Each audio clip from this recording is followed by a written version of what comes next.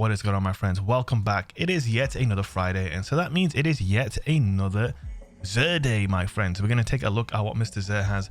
Before we have a look, I need you guys to smash that like button as hard as we are smashing the cowbell right now. Oh yes, indeed.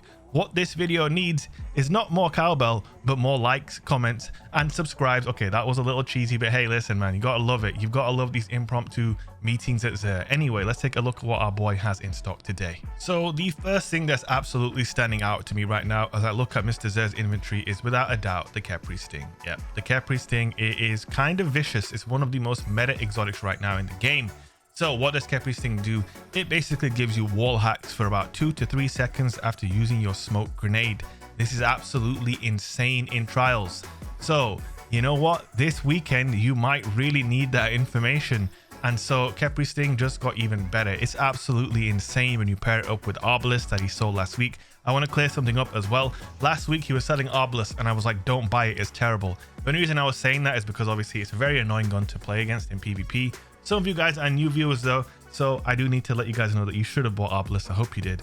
Anyway, he's also got Feedback Fences and Getaway Artist. They're both two really good exotics. If you like to play on either Arc Titan or Arc Warlock, I'd recommend picking them both up as well. I have a Feedback Fence build video as well. If you go and look for that, you'll find a nasty Titan build with Feedback Fences.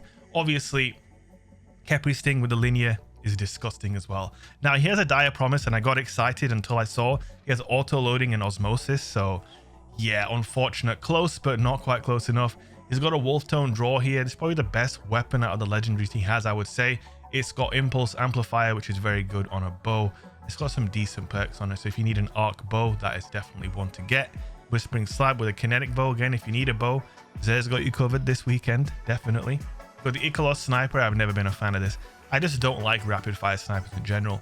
Now this one, it could have been really juicy if it dropped with opening shot. This is the far future. This is a pretty rare sniper rifle these days, I would say, but it is good if you were to get the right roll. It's not a bad roll, but it's not a great roll either. Surplus is nice for snipers these days, but not quite nice enough. We've got an Honor's Edge as well. This is an arc sword. Nothing quite remarkable there about that. It's just an average sword, really. I guess if you need an arc sword, you can grab it. This is a weapon I'm quite a big fan of. I think this could do you well in PvE if you want to take out ads from a safe distance. You've got Outlaw and Moving Targets at 200 RPM. Looks great, sounds great. I've always been a fan of that weapon. Really do enjoy it. He's got some decent armor as well if you need it for transmog. He's got a 64 stat helmet, but I mean, I'm sorry, Greaves, but no resilience, so you never grab that. Now, his exotics this weekend, he's got Eye of the Storm, 96 handling Hawkmoon. This is really good. You basically got max handling and you've got Eye of the Storm. So if you've never had that perk combination before, make sure you pick this up because Eye of the Storm is one of the absolute best specs you can get on a Hawkmoon for sure.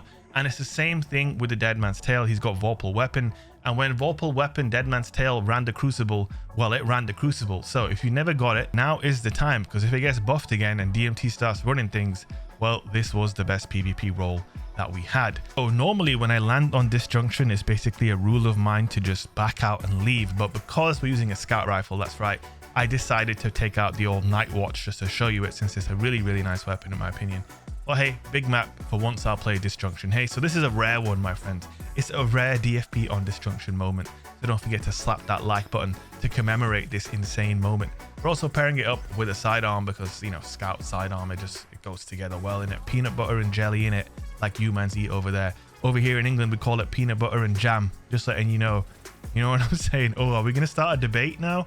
Are we going to start a chips versus fries debate too? What's going to happen next? But anyway, this is the 200 RPM lightweight scout rifle. It sounds brilliant. It looks really nice. It's actually an absolute relic in terms of how long ago it came out into the game. Now I want to say this thing dropped in like year 2. We're now in year 5. So if you're a newer player, there's chances are you've never seen this weapon before. And it is one of the absolute better 200 RPM legendary scout rifles in the game. These are in a weird spot though. In PvP, they don't kill quite fast enough. And in PvE, I mean, I think in PvE, they're probably good for taking out ads and dregs and thralls and all those lads.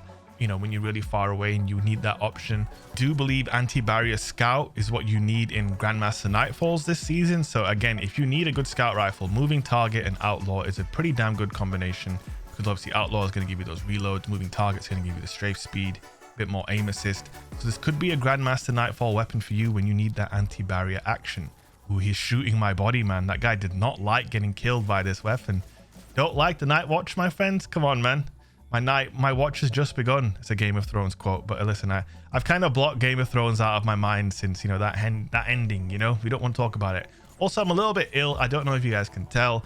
I don't know if my commentary is a little bit more delirious. Yo, look at that. Look at me, man. Scout Rifle Timmy, just out here in the sticks, mate. In the swamps, bro. We're in the swamps of Saint Denis from Red Dead Redemption 2. You know what I'm saying? I'm hunting alligators, and I'm also hunting guardians in the Crucible. So yeah, I'm a little bit under the weather, so I apologize if my voice sounds a little bit weird. I had a pretty rough couple of days, but nonetheless, we're getting that content out. I hope you guys are enjoying.